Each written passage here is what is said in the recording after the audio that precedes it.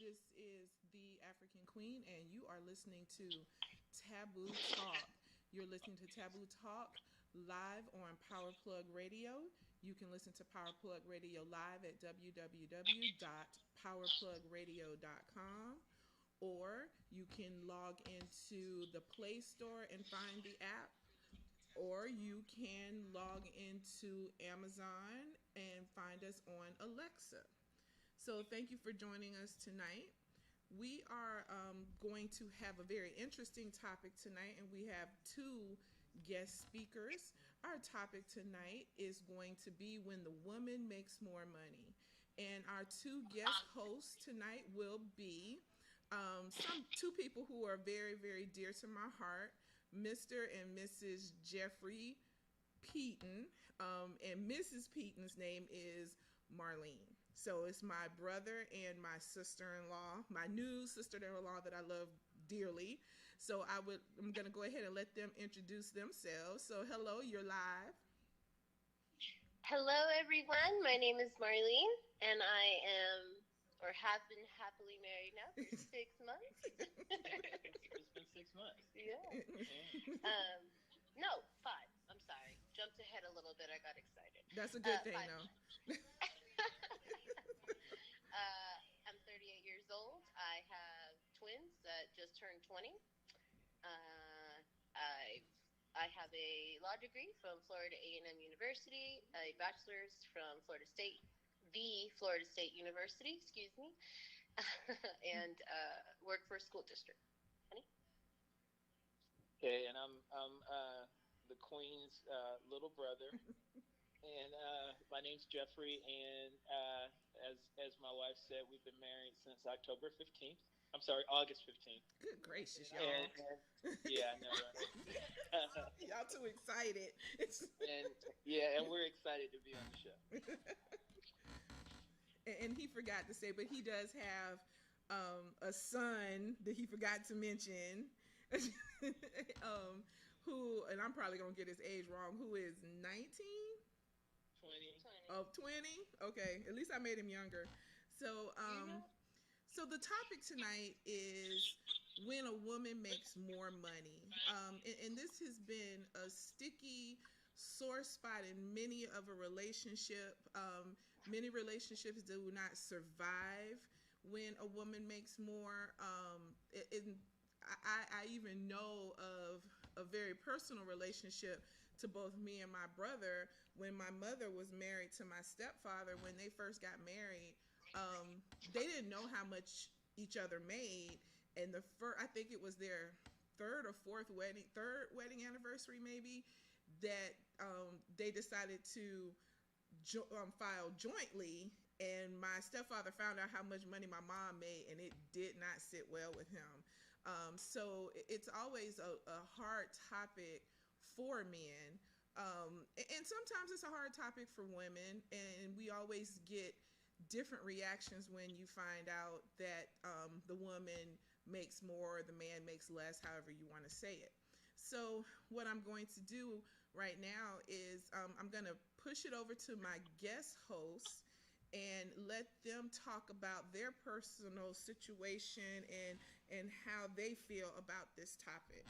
So the mic is over to you. You start. Well, Age for beauty.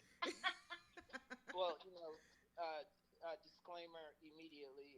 My wife Marlene makes more than me, and it's from my perspective, it's a matter of what we bring to the table as a whole, individually, to become one, versus specifically how much income one person brings in. So in a true partnership, yes, salary and money is a big thing, but so are other components of the partnership.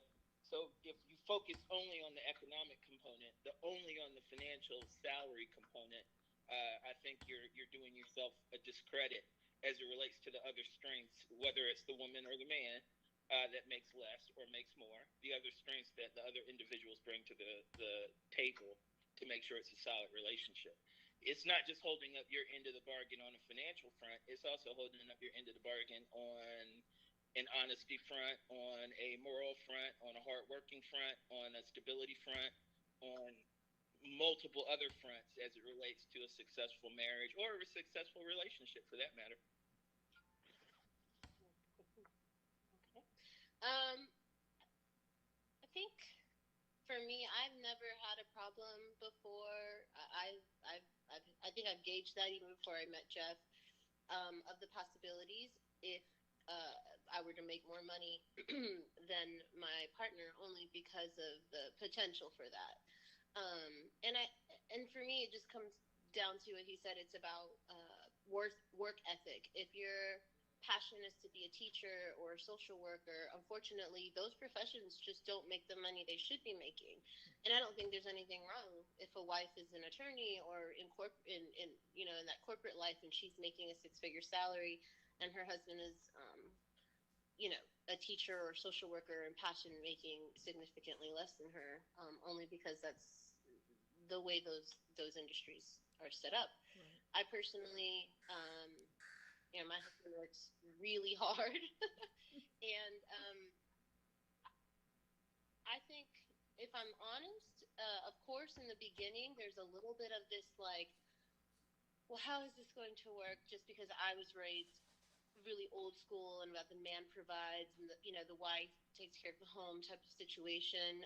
My father is in a marriage where his wife never worked. He's only been the sole provider. And all of the other examples in my life, the women never made more than their spouse. But again, for me, it's just always been um, what they're doing with their time, and as long as they're doing something meaningful to them, and they're giving it their 100%. I want to support my partner in doing that. So um, I know a lot of the questions are, well, how do you split up the bills and all that? In our marriage, we chose to put all of our money in one pot. Um, both of us didn't really come with much other than college debt, so uh, there, it's just our paychecks, and I get paid monthly, and he gets paid bi-monthly, so we just bi-weekly, sorry. So we just set up, what bills come out at what time, and that's just that. So there is no, you know, who's paying for what. Right. We give ourselves allowances because we both kind of think it's weird to buy each other gifts, from the joint checking. So, we each have a monthly allowance to spend on whatever we want to spend outside of our regular bills. And so, so that we can buy each other something and the other not know about it. But yeah. So let me ask you a question.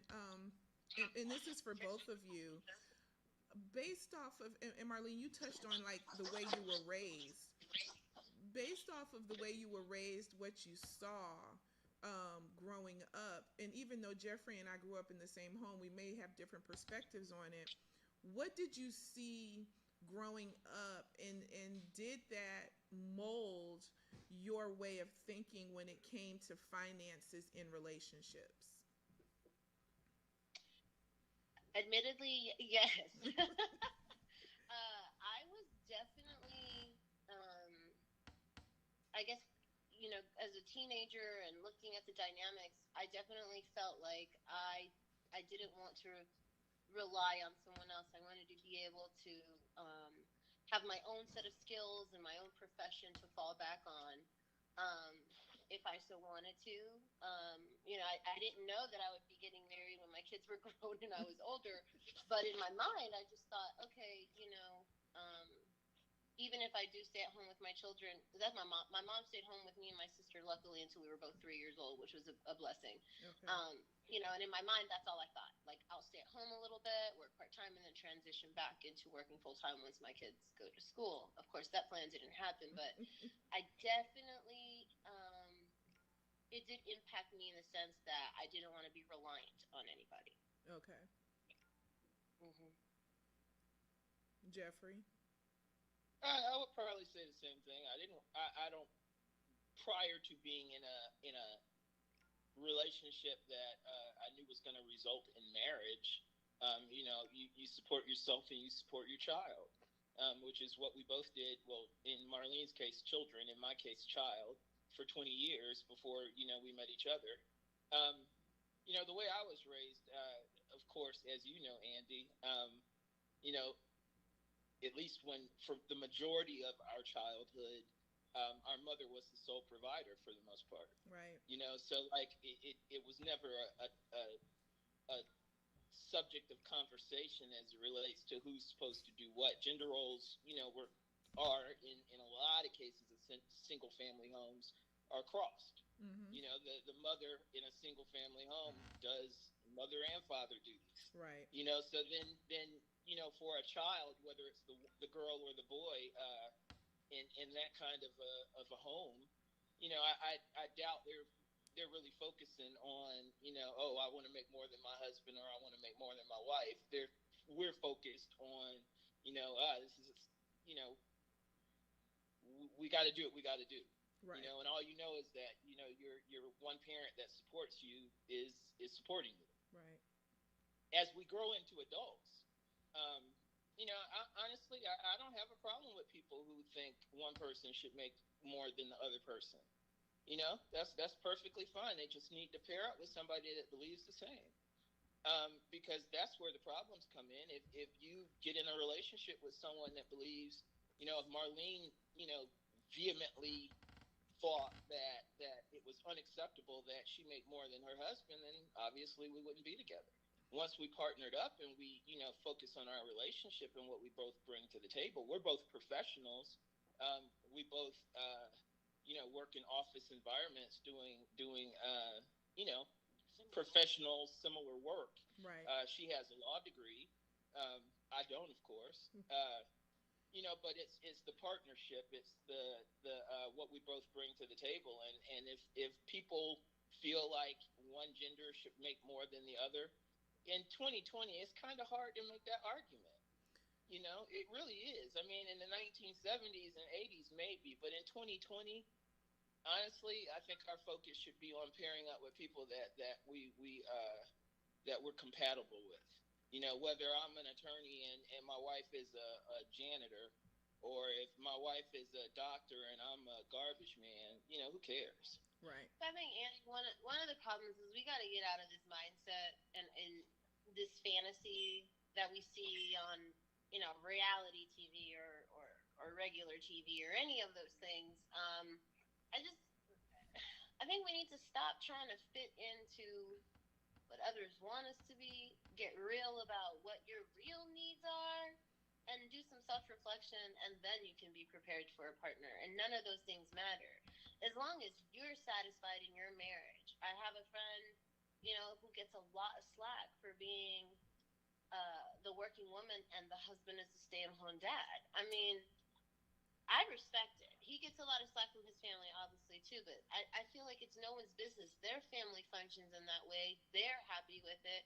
And I don't think we should comment. And I think when you finally realize that it's about you being happy and not what it should look like, Right. then we can have, that then these little things won't happen. But when I was in my 20s, I was like, oh, I'll never make less than, I definitely didn't think how I think now in my 30s. I thought I was going to marry, somebody already self-made, and my little money was going to be my play money. Um, I think that's the dream that all women I didn't think have. I was going to get married. What'd you say?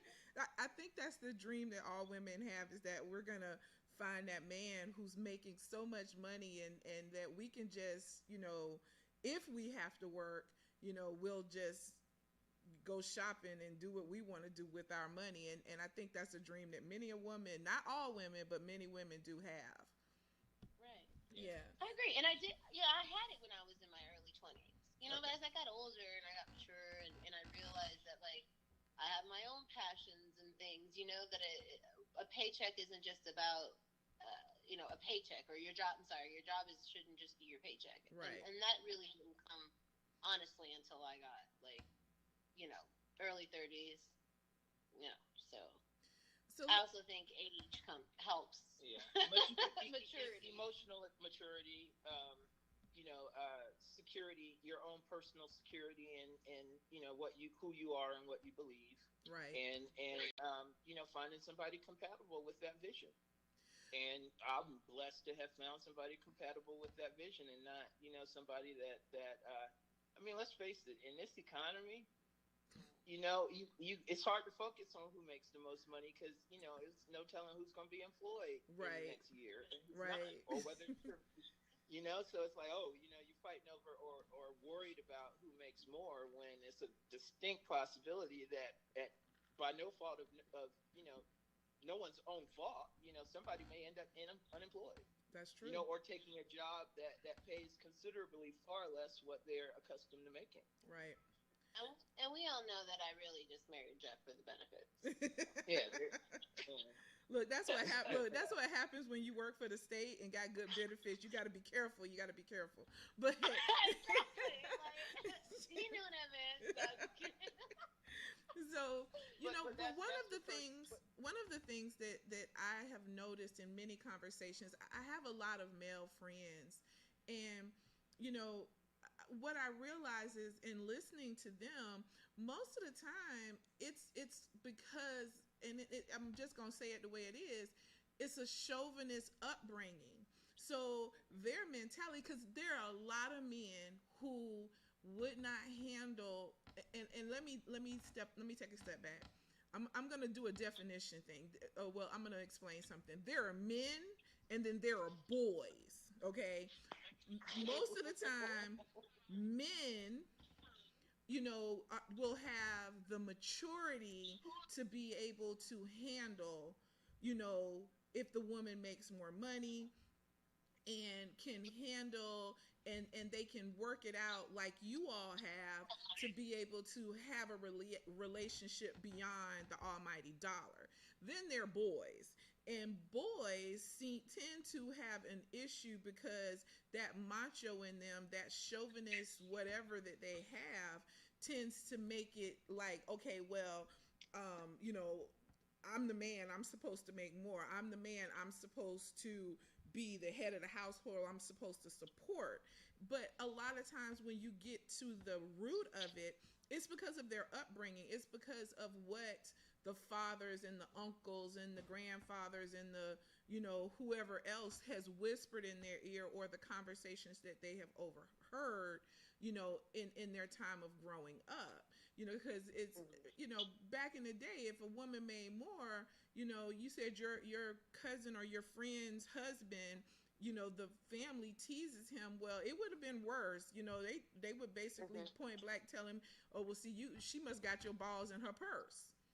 I mean, and that's the way that they looked at it. So it's always been this negative look to the fact that a woman makes more money, and that's unfortunate. And so, in my opinion, what we really need to do is start changing the narrative with our children, both our men and our women, because I don't just want to light into men, because there's some women out there too that will make a man feel insufficient because she does make more money than him.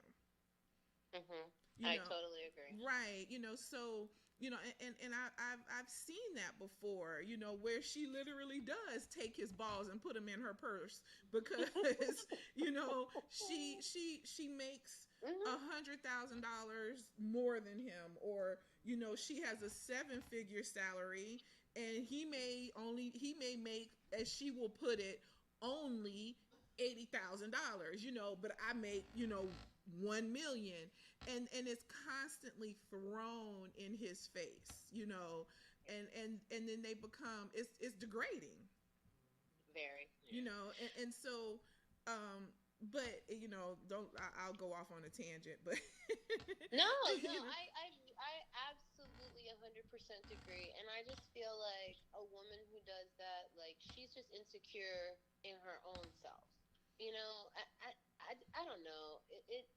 I'll be honest. It pisses me off just because it's so my background, I'm Puerto Rican, and my grandmother was a unique being because she's always worked. okay. She refused to be a housewife. But ironically, still, my dad still grew up with the same like machismo outlook, and like his wife didn't work. I don't really know what that conversation was like because this is my stepmom. My mom always worked. I think that's probably why my expectation was my whole life to work. Like, I've always had a job. Literally, the day after I turned 16, I had gotten a job. Okay. My mom's always had 2 or 3 jobs. She's always held it down. So that was the expectation me and my sister had, and we didn't know anything else. But the women that wanted to mean their men, you know, Well, like Marlene was saying, is you got to make the distinction between people who are holding it down and people who are doing nothing, regardless of gender. Now, in our society, of course, the gender stereotypes are already in place, and they have been forever. But holding it down, like Marlene just said, if you're maintaining a steady income and a stable income, and you're providing regardless of if you're the male or the female, again, we're trending towards, statistically, I believe, and I don't have numbers to back it up, but we're trending towards, at least in the African American community, women moving closer and closer to getting to the point where they will make probably more than than most average black men, because look at how many black men are in jail, or and let's face it, black women specifically are they're doing their thing.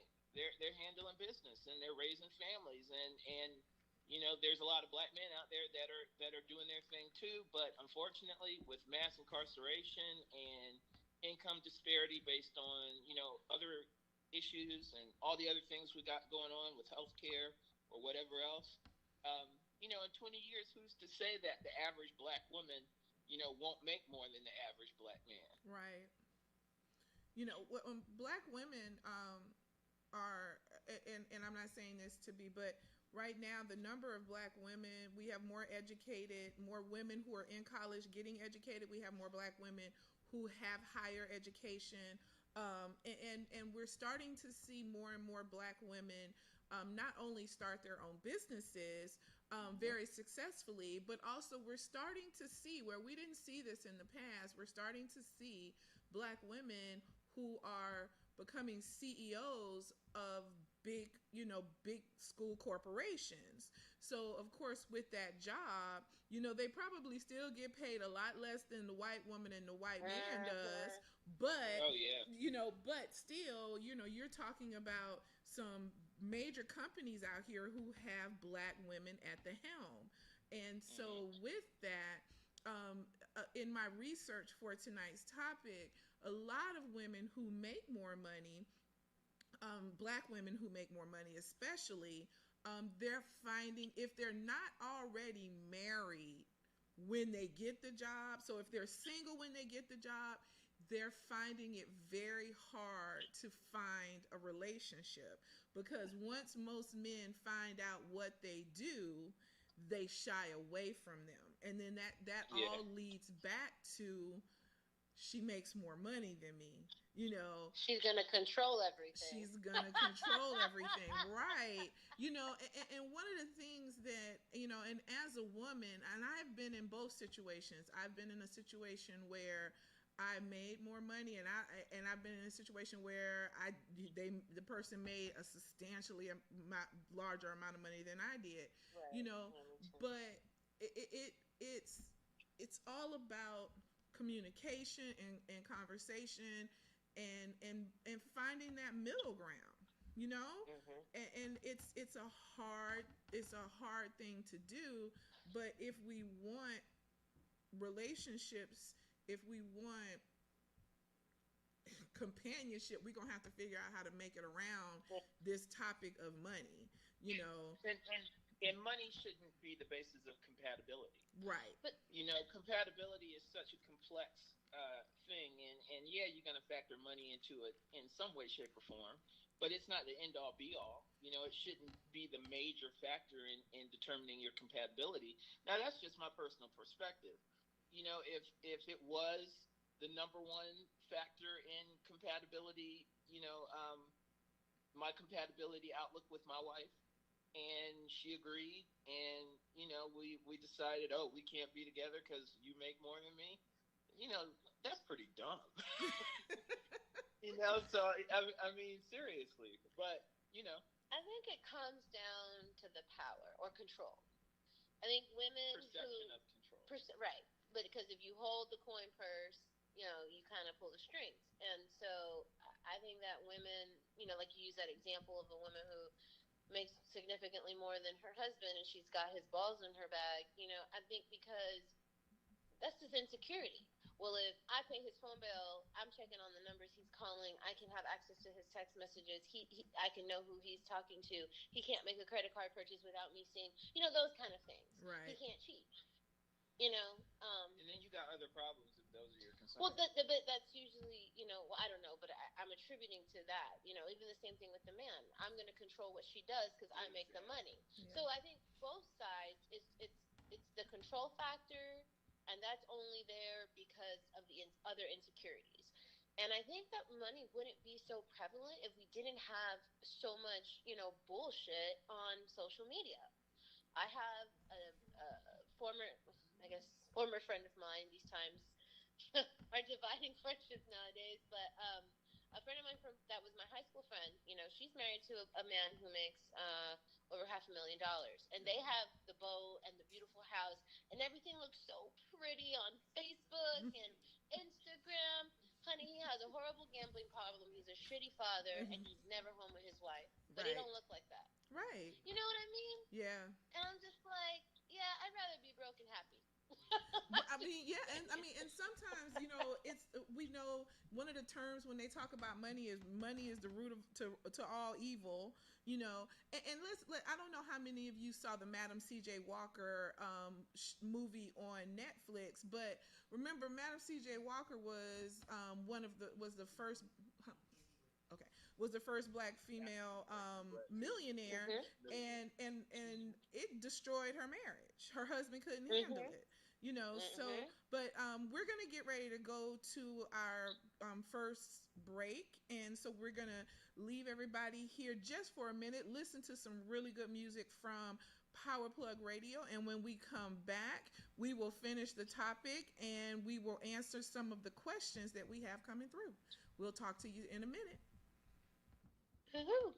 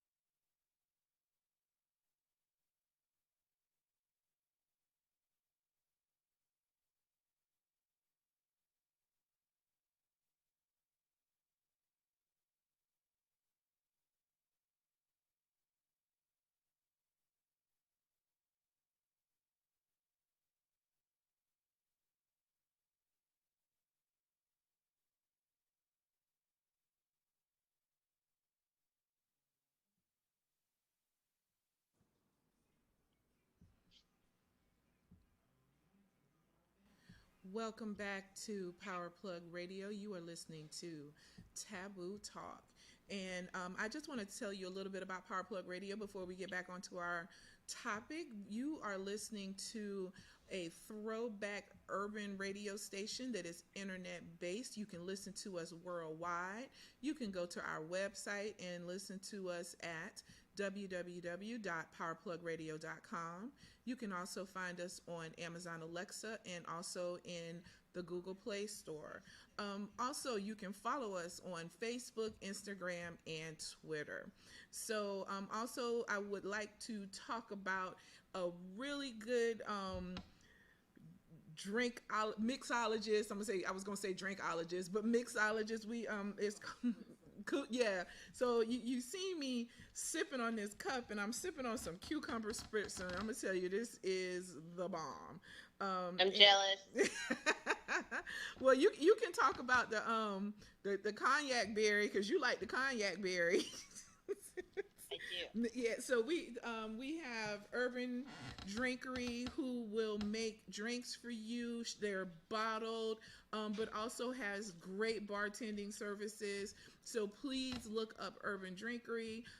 It is a local African American female based owned business. So we're going to go ahead and start talking about our topic, which is when the woman makes more money.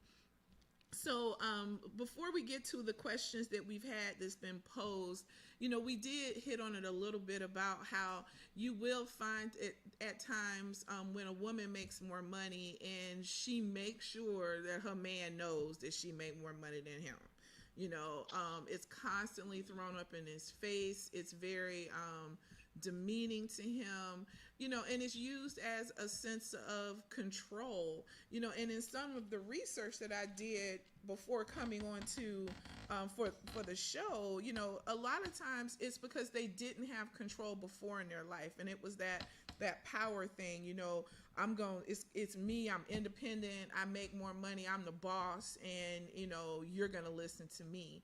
And it's an unfortunate thing because that type of relationship is never gonna work, because and if I'm wrong, y'all tell me I'm wrong, but either the man's not gonna stay around, or two, you're gonna get this beta man that you can't stand. That's just my opinion. I'm just saying. But I mean, it's true though. I mean, because what strong man is going to stay around and allow a woman to browbeat him with a dollar bill? You know what I'm saying? Right. So she's going to end up either with the good men leaving, and then she's going to end up, stuck with this beta man who's just going to kowtow to everything and live off of her. But she made that hell herself, in my opinion. Well, in my opinion, she ain't a strong woman. She's insecure. That's true. I mean, you got to define what's a strong man and what's a strong woman. Right. That's true. I think I just, you cannot lump. There's no answer that will fit everybody. That's just the reality. Right. I've only, I didn't date a lot just because I didn't really want the responsibility of dating, a serious relationship. So my husband is actually my third adult actual committed relationship. And with my previous committed relationship, we had a different conversation than Jeff and I had. Our conversation was, we felt that we were both at that time, we were comfortable with everyone, each of us when we had the conversation of how finances would be split, we would each keep our own separate checking account. We would have a joint checking account, and then the percentage from each we would tally the bill, and then it would be a percentage of the income that would be deposited into the joint checking to pay all of the bills. Okay. And at that time, that worked for him and me. But me and Jeff, we've talked about a lot of different ways to split up finances. And in the beginning, before we got married, because I wasn't having that conversation before I got married, because I think that a lot of people don't want to have it, and they have these expectations that they think the other person is on board with and they're not. So we've had a lot of these conversations, um, and we, for us, it works out better for us to just have one checking account, and we're still in the process of that, because let me tell you, this COVID is making everything a challenge. So everything is at a turtle's pace. So we're still in the works of trying to combine everything. Right. So we do have some questions and comments on here. So, Greg stated, I have no problem with the wife earning more money than I do. It sure took her long enough. He said, but but his question is, does it seem like insecurity if a person has a problem with who earns more, with whom earns the most? I would think it's definitely an insecurity problem, and it could be on either end. You could have a scenario where and keep in mind, in my opinion, and I don't have numbers to back this up, but I think the income differences are probably a lot closer than somebody making $1 million and somebody making 80. Yeah. I think it's probably more people are within $20,000 to $15,000 of their spouse, whether or maybe a little bit more, but generally speaking, I think that's the norm, or would probably be the norm if we had data to back it up. But I would say, yeah, it definitely is insecurity, and I can understand it to an extent. I think I might even be insecure to an, making at her same salary at 80, and I'm, now not the breadwinner anymore, or, quote unquote, the breadwinner. So, I could see myself being insecure. Why? Because I went from making $100,000 a year to making 30, and hopefully my wife would be like, Jeff, you're being stupid. I would. So right. Why? What would you be insecure about? Which is what I was curious. I mean, I guess it wouldn't be more so. Would it be insecurity, or just you need to adjust to the fact that you're no longer the breadwinner, and it's just that you need an adjustment period? It's an adjustment period, I believe. It depends on the person. I don't think there's a cookie cutter, model that you can apply to every couple or every set of circumstances. But I think specifically for me, I can talk about me. I would be insecure, number one, from a professional perspective, that damn, I just lost my job that I was making 6 figures. Now I'm down to 30. Then it would be like, damn, my wife was used to me making 100 plus, and now we got to adjust because our overall income is now significantly less than it was previously.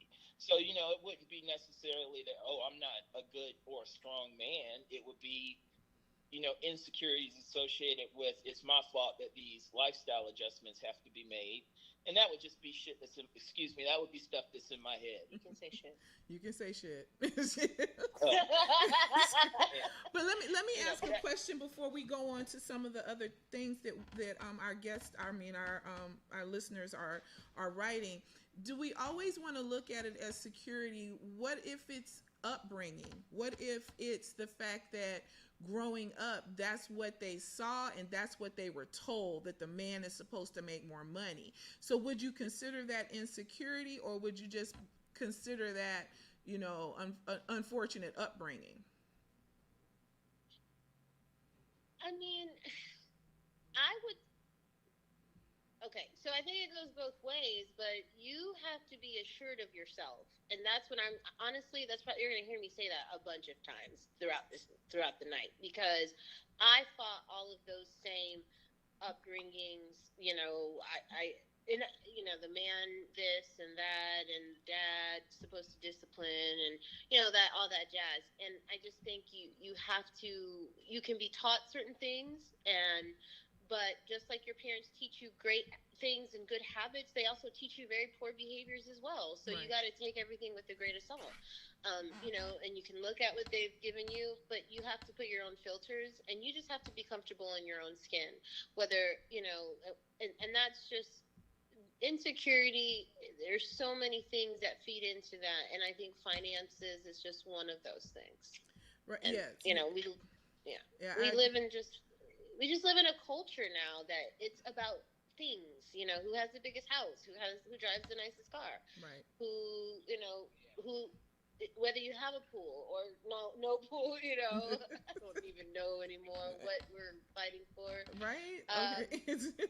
For real. But it's that it's I used to be one of those people that watched the Real Housewives, whatever, don't judge. I surely did.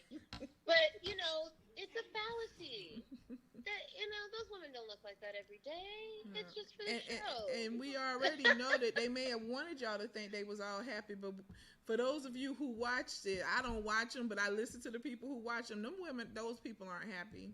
Most of them are not happy. So true. But so going back to your original question, though, Andy, or African Queen, I'm sorry. All respect, dude. Going back to your original question, I do believe upbringing has a lot to do with it. Okay.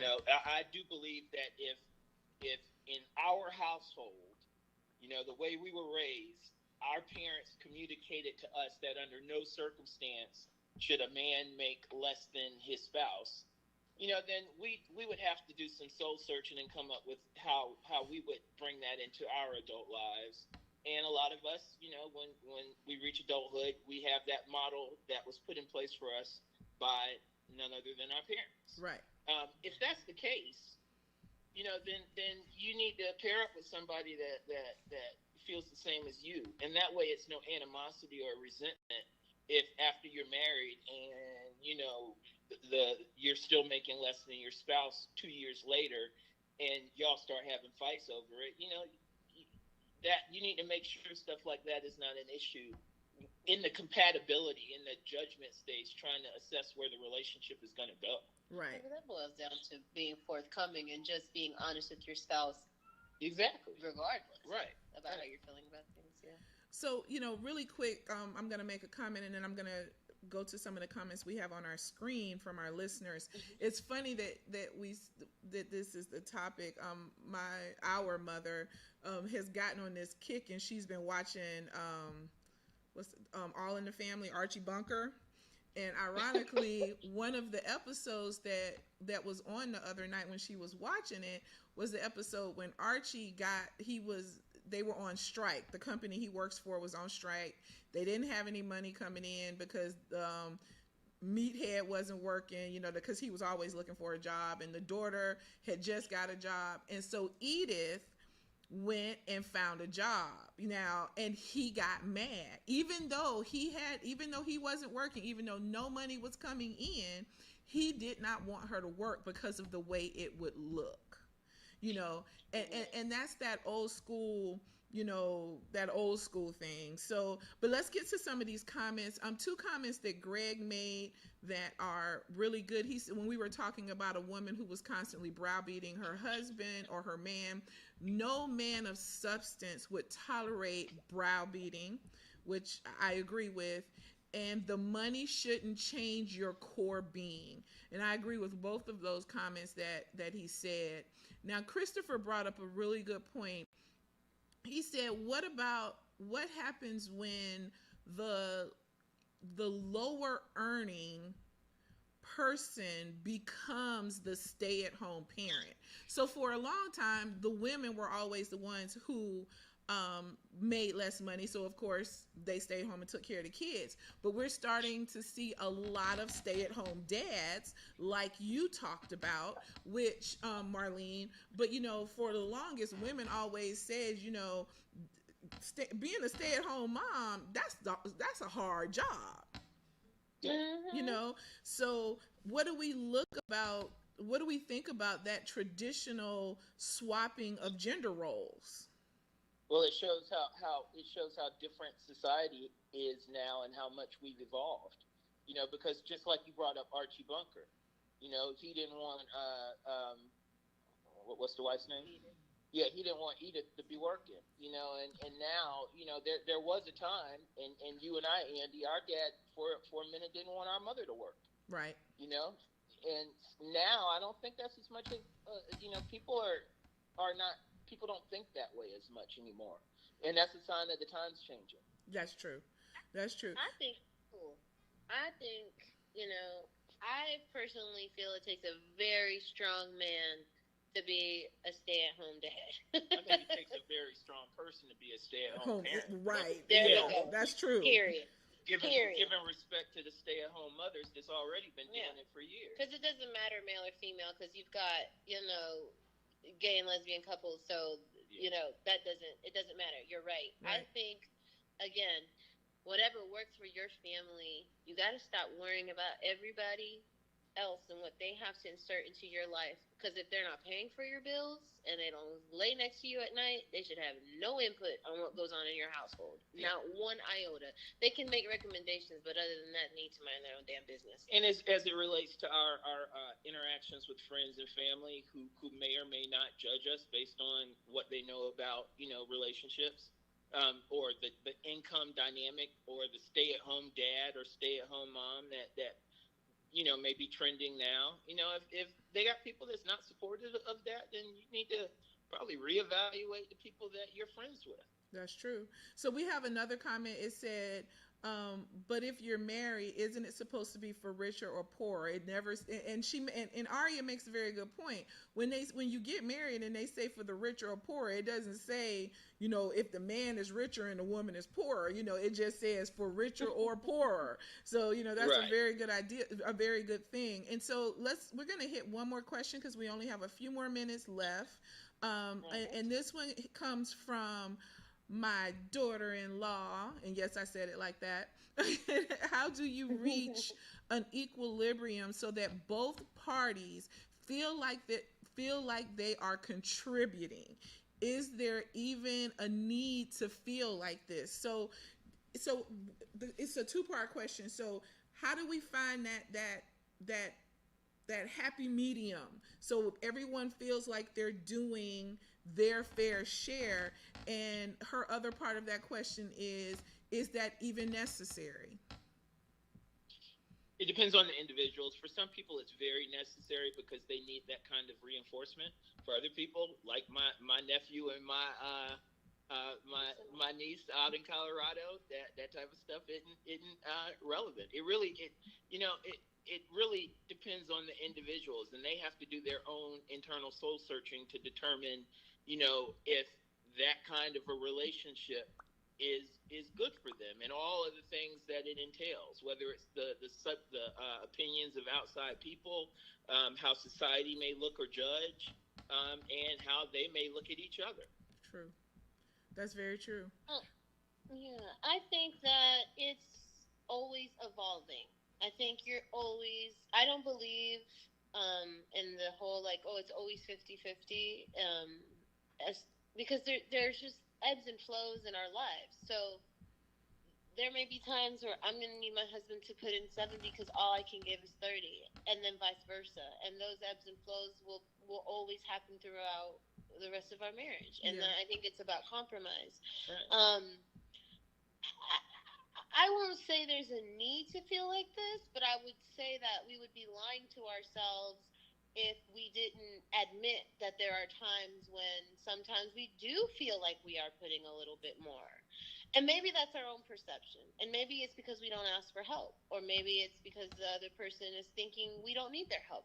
But those are the things that you have to constantly be talking about. Because, it's not always going to be Steven, I guess. And I think, in addition to what Marlene said, it's not always about the money when it comes to that. Mm-hmm.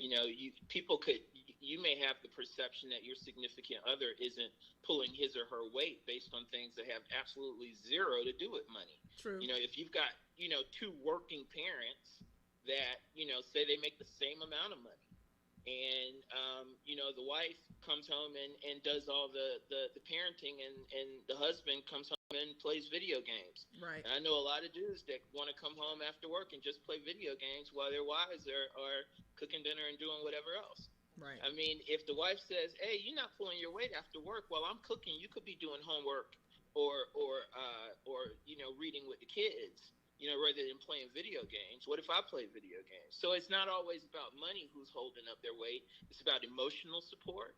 It's about, I may not be pulling my weight from the standpoint of providing my wife the emotional support she needs to deal with an issue at her job.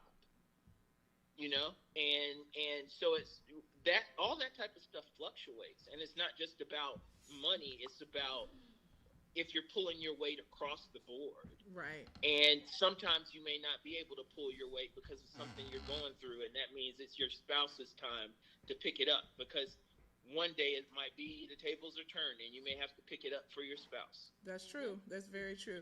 So before we close out, Greg posted a comment. He said, boy, the way Glenn Miller played, songs that made the hit parade, guys look like us, we had it made, those were the days. But he put Donald J. Trump. Okay. And for those of you, Andy, I don't know if your listeners know what those lyrics. That's what I was going to say. And for those of you who Yeah. don't know what lyrics those came from, that came from All in the Family. That's the part of the song that Edith and Archie was singing as they were playing at the piano. But at the beginning for the opening. Yeah, at the beginning for the opening. But this was a good topic, and I think that this is a topic because I know a lot of people have a lot more that they want to say, and we may revisit this topic at a later date on the show. But I want to say thank you very much to all of my listeners who came on today. Please go on and like Taboo Talk on Facebook. Also like Power Plug Radio on Facebook, Instagram, and Twitter. And tune in every Tuesday from 8 to 9. We always have topics that people consider taboo that I feel and many people feel should not be. But I also would like to give a very, very big thank you to my brother and my sister-in-law and for being the guest on the show tonight. And I hope that you all will come back on another night to be guest again. And I want to say thank you everyone for listening again. And you have been listening to Taboo Talk on Power Plug Radio. You blah blah, home of your throwback jams. You can find us on Amazon Alexa. You can find us on Google at the Google Play Store, and you can find us at www.powerplugradio.com. Thank you very much, and have a good night.